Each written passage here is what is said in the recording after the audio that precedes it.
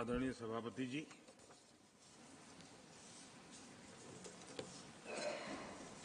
हर 2 वर्ष के बाद इस सदन में इस प्रकार का प्रसंग आता है, लेकिन ये सदन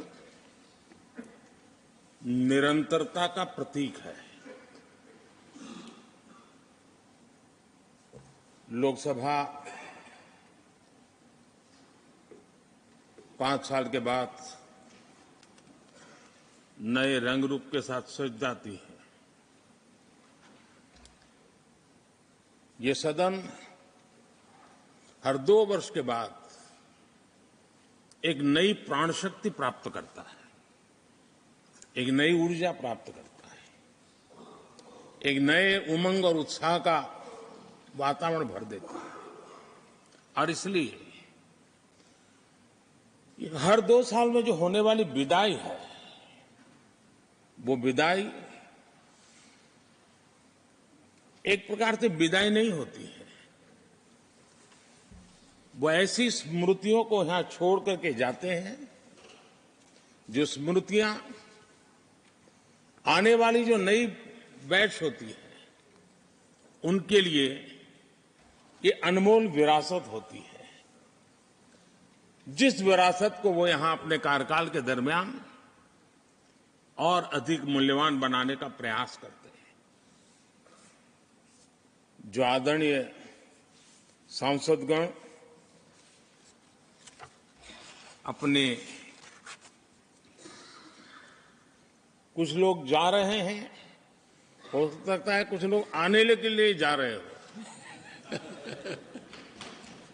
और कुछ लोग जाने के लिए जा रहे हो। मैं विशेष रूप से माननीय डॉक्टर मनमोहन सिंह जी का स्मरण करना चाहूंगा। 6 बार इस सदन में वो अपने मूल्यवान विचारों से और नेता के रूप में भी और प्रतिपक्ष में भी नेता के रूप में उनका बहुत बड़ा योगदान रहा है। वैचारिक मतभेद, कभी बहस में छिटाकशी, वो तो बहुत अल्पकालीन होता है, लेकिन इतने लंबे अरसे तक जिस प्रकार से उन्होंने इस सदन का मार्गदर्शन किया है, देश का मार्गदर्शन किया है, वो हमेशा हमेशा जब भी हमारे लोकतंत्र की चर्चा होगी, तो कुछ माननीय सदस्यों की जो चर्चा होगी, उसमें माननीय डॉक्टर मनमोहन सिंह की योगदान की चर्चा जरूर होगी।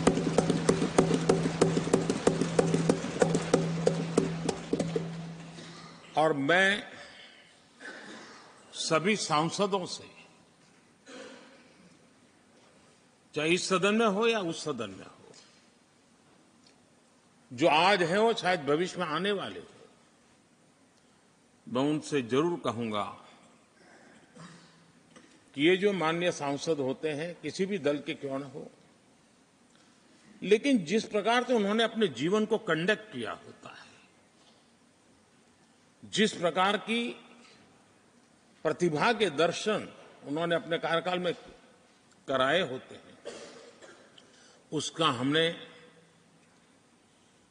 एक गाइडिंग लाइट के रूप में सीखने के लिए प्रयास करना चाहिए। मुझे याद है उस सदन के अंदर लास्ट कुछ दिनों में एक वोटिंग का अवसर था,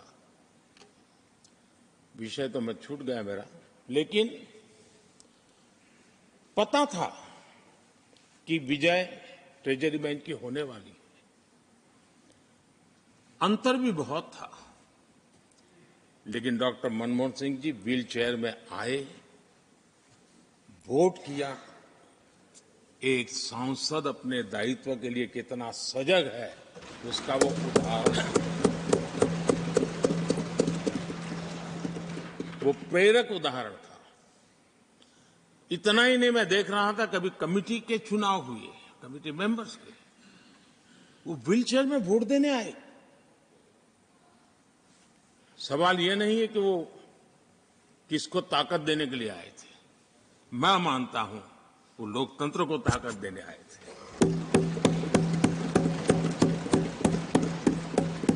और इसलिए आज विशेष रूप से मैं उनके दीर्घायु के लिए हम सब की तरफ से प्रार्थना करता हूं। वे निरंतर हमारा मार्गदर्शन करते रहें, हमें प्रेरणा देते रहे। आदरणीय सभापति जी, जो हमारे साथी नए दायित्व की ओर आगे बढ़ रहे हैं, इस सीमित विस्तार से एक बड़े विस्तार की तरफ जा रहे हैं,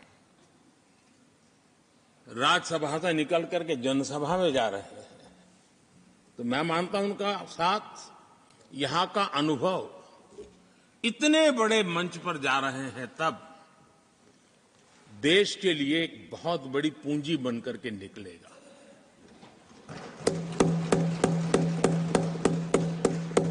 किसी यूनिवर्सिटी में भी 3-4 साल के बाद एक नया व्यक्तित्व बाहर निकलता है। ये तो 6 साल की विविधताओं से भरी हुई है, अनुभव से घड़ी हुई एक ऐसी यूनिवर्सिटी है जहां 6 साल रहने के बाद कोई भी व्यक्ति ऐसा निखर करके निकलता है, ऐसा तेजस्वी बन करके जाता है, वो जहां भी रहता है, जिस भूमिका से रहता है, वो अवश्य हमारे कार्य को अधिक ताकतवर बनाएगा, राष्ट्र के काम को गति देने का सामर्थ्य देगा। ये जो माननीय सांसद जा रहे हैं, एक प्रकार से वो वैसे ग्रुप है जिनको दोनों सदन में रहने का, पुराने वाले संसद के भवन में भी और नए वाले संसद के भवन में भी उनको रहने का अवसर मिला। ये साथी जा रहे हैं, वो आजादी के 75 वर्ष अमृत काल का, उसके नेतृत्व का साक्षी बनकर के जा रहे हैं।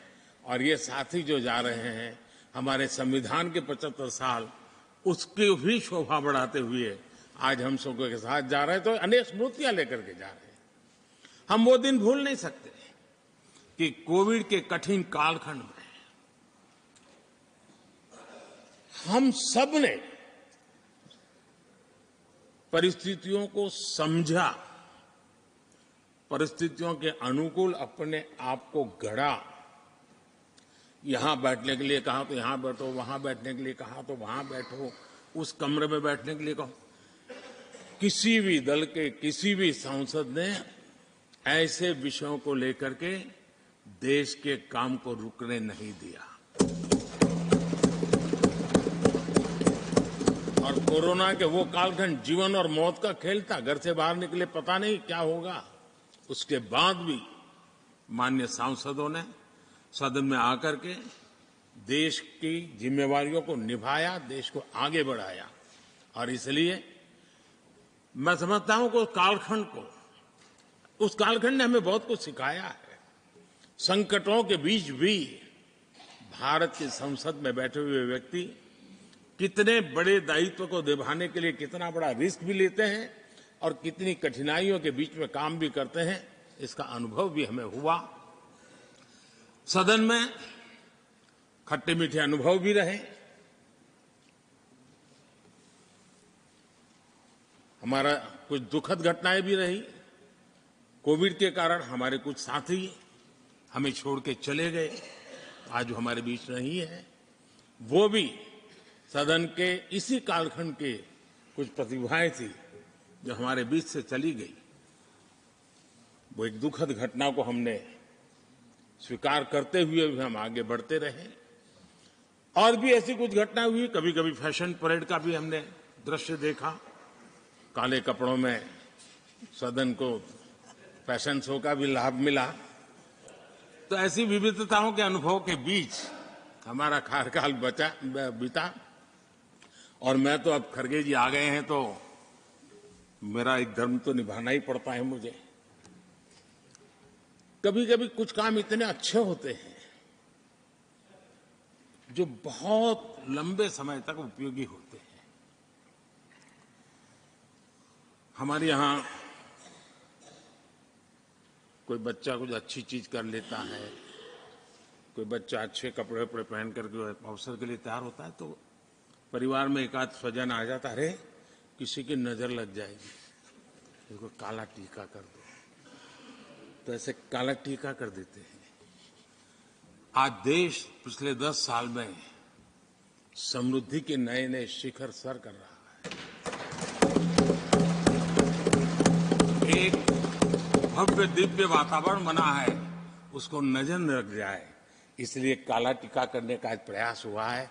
मैं उसके लिए भी खड़गे जी का बहुत धन्यवाद करता हूं, ताकि इस हमारी प्रगति की यात्रा को कोई नजर न लग जाए। ये नजर न लग जाए इसलिए आपने आज जो काला टीका किया है, मैं तो सोच रहा था सब काले कपड़ों में आएंगे, लेकिन शायद काला जोदू खिंचते खिंचते खिंचते ब्लैक पेपर तक चला गया है। लेकिन फिर भी मैं उसका भी स्वागत करता हूं, क्योंकि जब भी अच्छी बात होती है काला टीका नजर न लग जाए, इसलिए बहुत जरूरी होता है। और उस पवित्र काम को, और आज जिस उम्र के हैं उस व्यक्ति जब ये काम करता है तो जरा अच्छा रहता है। तो मैं इसके लिए भी आपका आभार व्यक्त करता हूं। आदरणीय सभापति जी, ये विषय कोई लंबा बोलने का तो है नहीं, लेकिन हमारे यहां शास्त्रों में एक बहुत बढ़िया बात कही गई है। शायद हमारे सब साथी जा रहे हैं तो जो कमी भी हमें महसूस होगी उनकी, क्योंकि उनके विचारों का लाभ जो आ जाएंगे वापिस, वो तो और तेज तर्रार होकर के आएंगे। जिसको हमला करना है वो भी मजेदार हमले करेंगे, और जिसको रक्षा कवच बनाना है वो भी बढ़िया बनाएंगे। वो अपना काम चलता रहेगा। हमारे यहां शास्त्रों में कहा गया है, गुणा गुणज्ञेषु गुणा भवन्ति, गुणा गुणज्ञेषु गुणा भवन्ति, ते निर्गुणम प्राप्य भवन्ति दोषाः, ते निर्गुणम प्राप्य भवन्ति दोषाः। आस्वाद्य तोया प्रवहन्ति नद्य, समुद्र मासादय भवन्तय पेया। उसका मतलब है गुणी लोगों के बीच रहकर गुण होते हैं। जो गुणी लोगों के बीच रहने का मौका मिला तो उनके साथ रहने से हमारे भी गुणों में बढ़ोतरी होती है। निर्गुण को प्राप्त करके वो दोष युक्त हो जाते हैं। अगर गुणियों के बीच में बैठते हैं तो गुण तो बढ़ जाता है, लेकिन गुण ही नहीं है तो दोष बढ़ जाते हैं। और आगे कहा है, नदियों का जल तभी तक पीने योग्य होता है जब वो बहता रहता है। सदन में भी हर 2 साल के बाद नया प्रवाह आता है, और जब तक बहता रहता है, लेकिन नदी कितनी ही मीठी क्यों ना हो, पानी कितना ही स्वादिष्ट क्यों ना हो, लेकिन जैसे ही समुद्र से मिल जाती हैं वो किसी काम की रहती नहीं है। उसमें दोष आ जाते हैं, दोष युक्त हो जाते हैं, और इसलिए समुद्र को प्राप्त करने के बाद पीने योग्य नहीं रहता। मैं समझता हूं ये संदेश हर एक के जीवन में प्रेरक रहेगा। इसी भावना के साथ जो साथी समाज जीवन के एक बहुत बड़े फलक पर जा रहे हैं, इस जीवंत यूनिवर्सिटी से अनुभव प्राप्त करके जा रहे हैं, उनका मार्गदर्शन, उनका कर्तृत्व राष्ट्र के काम आएगा, नई पीढ़ी को प्रेरणा देता रहेगा। मैं सभी साथियों को हृदय से अनेक अनेक शुभकामनाएं देता हूं।